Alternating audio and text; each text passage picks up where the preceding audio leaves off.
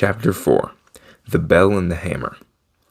There was no doubt about the magic this time. Down and down they rushed, first through darkness, and then through a mass of vague and whirling shapes which might have been almost anything. It grew lighter. Then suddenly they felt that they were standing on something solid. A moment later everything came into focus, and they were able to look about them. "What a queer place," said Diggory. "I don't like it," said Polly with something like a shudder. What they noticed first was the light. It wasn't like sunlight, and it wasn't like electric light or lamps or candles or any other light that it had ever seen. It was a dull, rather red light, not at all cheerful. It was steady and did not flicker. They were standing on a flat paved surface, and buildings rose all around them. There was no roof overhead. They were in a sort of courtyard. The sky was extraordinarily dark, a blue that was almost black. When you had seen that sky, you wondered that there should be any light at all. "It's very funny weather here," said Diggory. "I wonder if we've just arrived in time for a thunderstorm or an eclipse." "I don't like it," said Polly. Wow, she really said that twice. Alright. Both of them, without quite knowing why, were talking in whispers. And then there was no real reason why they should still go on holding hands after their jump. They did not let go. The walls rose very high all round the courtyard. They had a great many windows in them, windows without glass, through which you could see nothing but darkness. Lower down there were great pillared arches, yawning blackly like the mouths of railway tunnels. It was rather cold. The stone of which everything was built seemed to be red, but that might only be because of the curious light. It was obviously very old. Many of the flat stones that paved the courtyard had cracks across them. None of them fitted closely together, and the sharp corners were all worn off. One of the arched doorways was half filled up with rubble. The two children kept on turning round and round to look at the different sides of the courtyard. One reason was that they were afraid of somebody or something looking out of those windows at them when their backs were turned. "Do you think anyone lives here?" said Diggory at last, still in a whisper. "No," said Polly. "It's all in ruins. We haven't heard a sound since we came." "Let's stand and listen for a bit," suggested Diggory.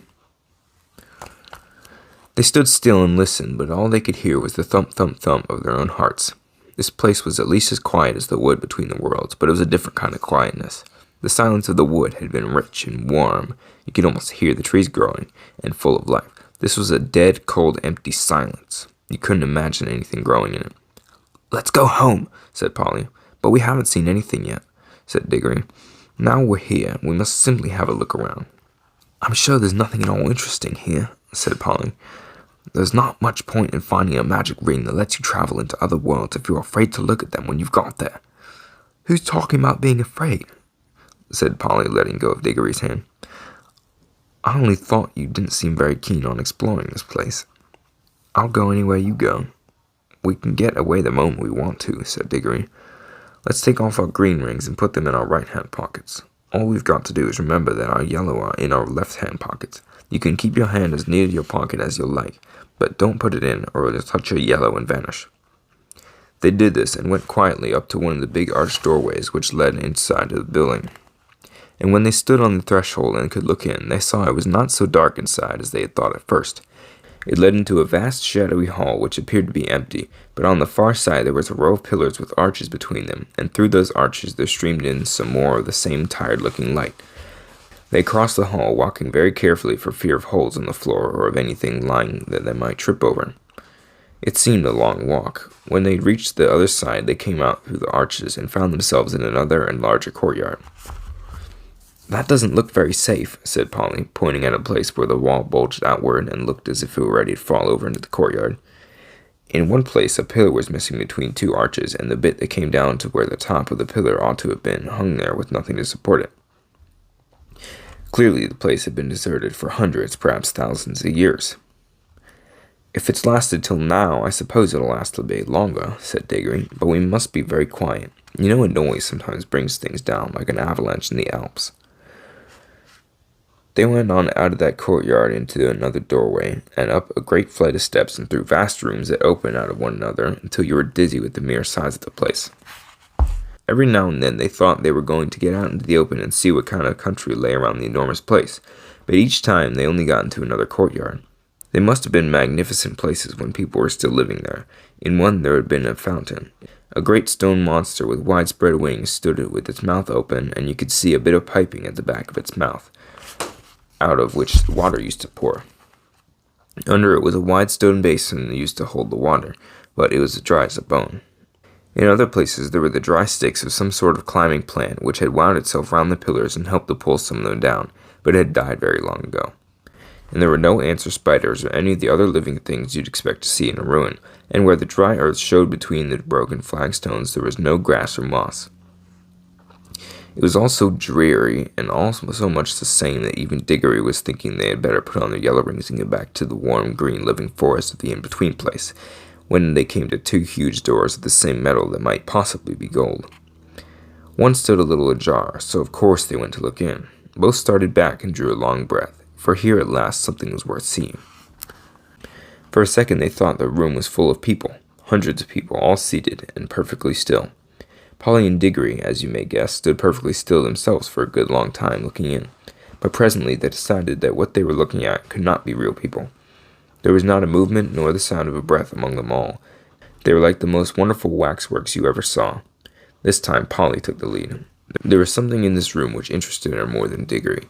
All the figures were wearing magnificent clothes. If you were interested in clothes at all, you could hardly help going in to see them closer.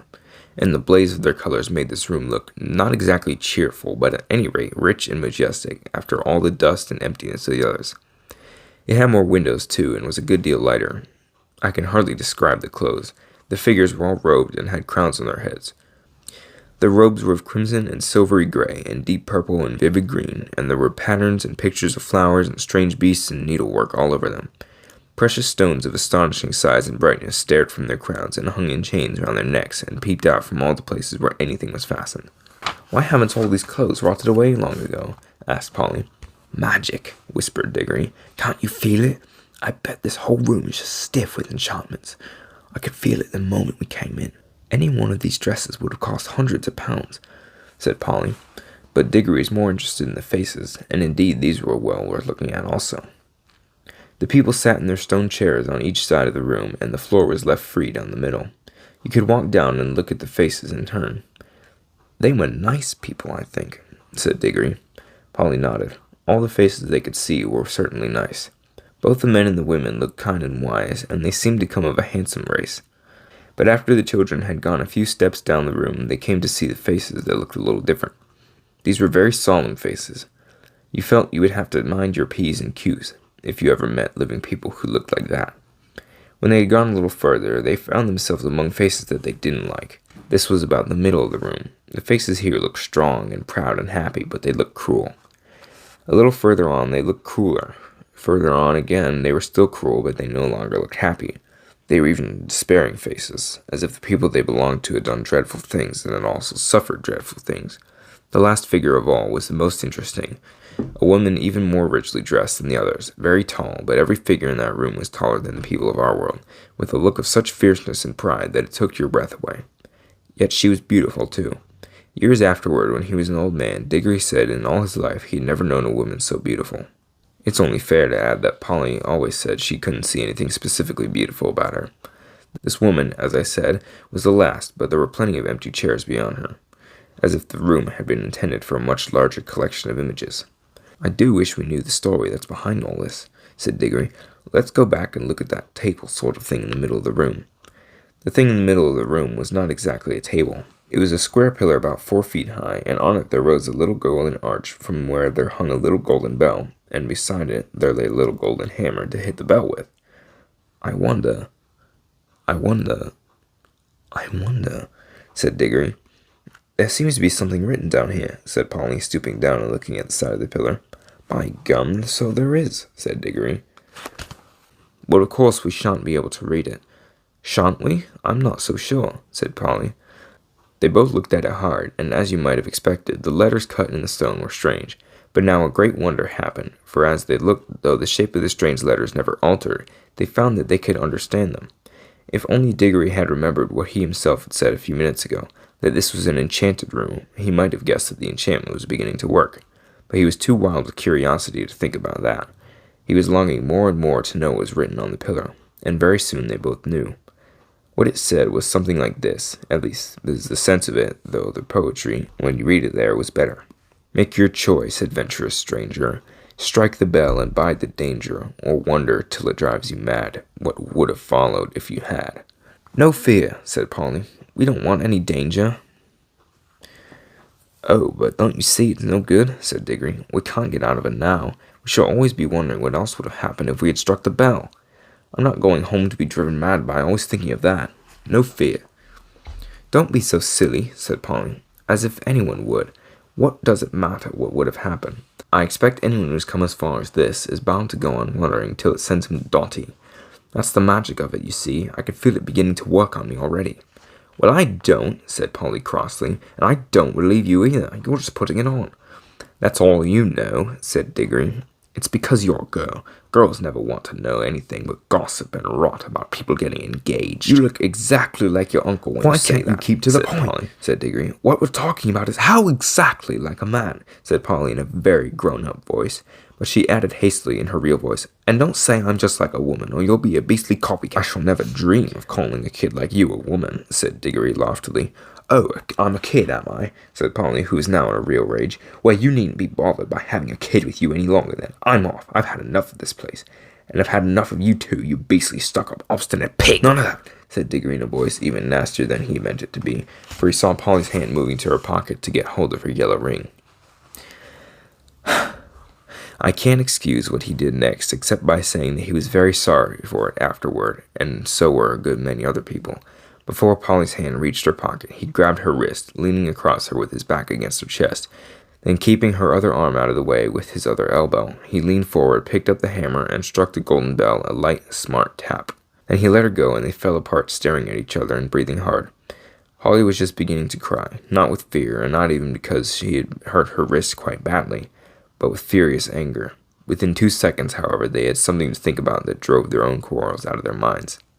And as soon as the bell was struck, it gave out a note, a sweet note, such as you might have expected, and not very loud.